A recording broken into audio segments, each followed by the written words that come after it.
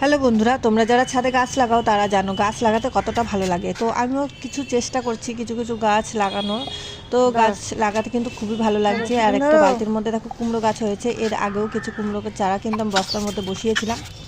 তো আজকেও কিছু চারা বসাবো। এটা হচ্ছে দেখো বিনস গাছ, তারপর আছে লাইট চারা, এই সমস্ত চারাগুলি তুলে নিচ্ছি। তো মাটি করে এক জায়গায় বীজগুলো দিয়েছিলাম, সেখান থেকে কিন্তু ছোট ছোট চারা বেরিয়েছে। যে সমস্ত চারাগুলো বেরোচ্ছে এগুলো অন্য জায়গায় তুলে তুলে এই যে লাগাচ্ছে। আর এই যে বস্তার মধ্যে মাটি তৈরি করে রেখেছে, আর বস্তার মধ্যে কিন্তু সমস্তটাই পাতা, তারপর সবজির খোসা টোসা দিয়ে ভর্তি। সেই জন্য উপর থেকে দেখো এর আগে যে লাউ গাছ, মিষ্টি কুমড়োর গাছগুলি বসিয়েছিলাম সেই চারাগুলোর মধ্যে আরও বেশ মাটি ভর্তি করে দিয়ে দিচ্ছি।